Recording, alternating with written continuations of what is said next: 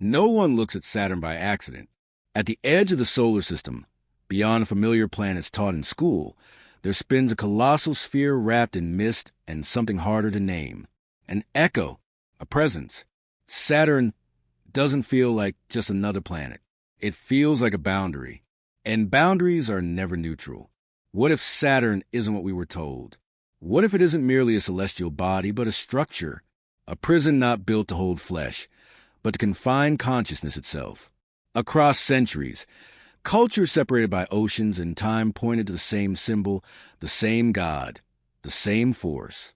Kronos, Saturn, the devourer of his children, the lord of time, the judge. This idea isn't modern speculation. It's embedded in Hermetic texts, alchemical diagrams, religious architecture, and myths that survive suppression and erasure. Again and again, the same message appears beneath different masks. Reincarnation is not a gift.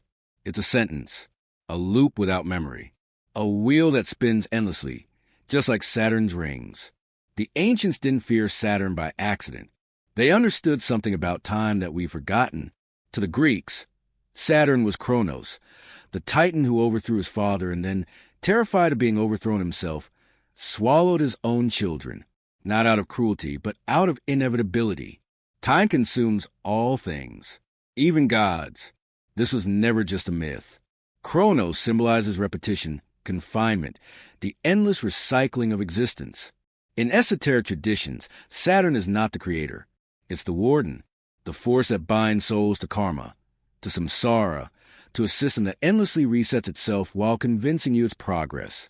Why Saturn? Because it marked the limit of the ancient cosmos.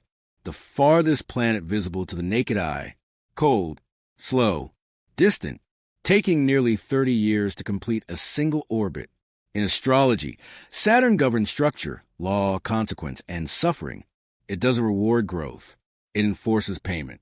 But beyond symbolism, Saturn is physically strange.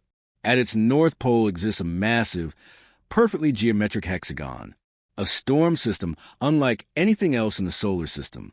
Stable, precise, unchanging for decades. A six-sided vortex rotating in silence, echoing sacred geometry and the shadow formed the cube. Saturn also emits sound, not metaphorically, but literally. NASA recorded deep radio waves emanating from the planet. When converted into audible frequencies, they don't sound natural. They're rhythmic, mechanical, structured, less like noise, more like transmission. In alchemy, Saturn is lead. Heavy, dense. The first stage of transformation known as the blackening, the death before rebirth. In Kabbalah, Saturn aligns with structure and restriction, the wound that both creates and confines.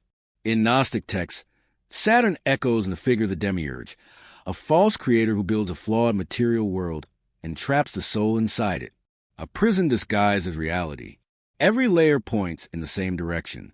Saturn doesn't symbolize the trap. It may be the trap itself, a cosmic mechanism enforcing repetition, birth, death, as civilizations evolved. Without Saturn didn't disappear. He adapted. In Babylon, he was an Inerta, god of discipline and war.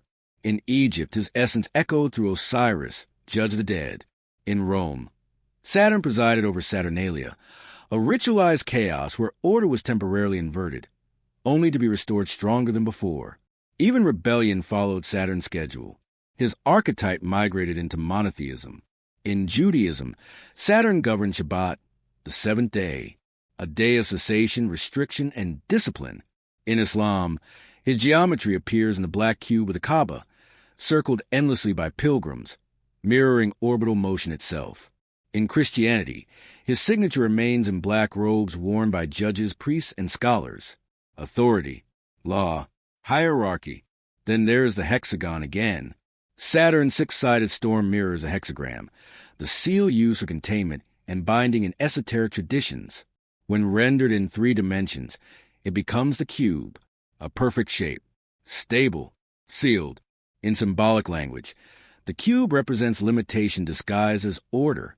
Saturn's influence extends beyond ritual into culture, timekeeping, and language. Saturday, the final day, the reset before the cycle repeats. What if Saturn represents the boundary of perception itself?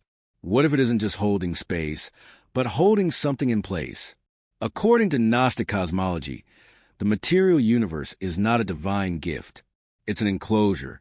The soul is not evolving. It's being recycled. Reincarnation becomes not liberation, but enforcement. Karma becomes a justification for repetition. You return because you believe you must. Forgetting becomes a lock. Some theories go further. They suggest the afterlife experience itself is part of the system. The light, the voices, the peace.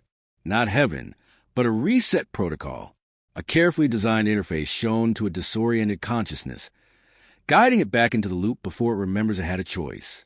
Saturn reappears here not as symbol, but as device, a transmitter, a regulator. Voyager confirmed the hexagon, thousands of kilometers wide, rotating with unnatural precision. No other planet has anything like it. Science still doesn't fully understand how it maintains such stability. Then there is the sound, the oscillating pulses, frequencies that can be measured, translated, heard. In occult systems, sound is power. Vibration shapes matter. Frequencies influence mind and emotion. What if Saturn's signal isn't random? What if it's part of the architecture? A frequency maintaining the illusion, reinforcing forgetfulness, keeping the wheel spinning. If Saturn is the core of this system, then time itself becomes a currency. Memory is stripped, identity reset, experience recycled, not because of punishment, but because repetition is the system's fuel. And yet, Saturn has a flaw. What cannot be measured cannot be contained. Awareness itself is not geometric. It has no edges, no mass, no orbit. The ancients understood this. Liberation is not granted. It's remembered. The moment the structure is seen clearly, it begins to dissolve. The black cube appears everywhere, in temples, in symbols, in belief systems. But it also mirrors the mental box we're trained to live inside, what we accept without question, what we mistake for reality. If Saturn is the architect, awareness is the door. Freedom doesn't come from fighting the system. It comes from seeing it. Saturn, then, is not the enemy. It is the final test, the boundary that forces you to question boundaries, not to escape the world, but to see it clearly. And once you do, the cycle loses its grip, because the cube was never outside you.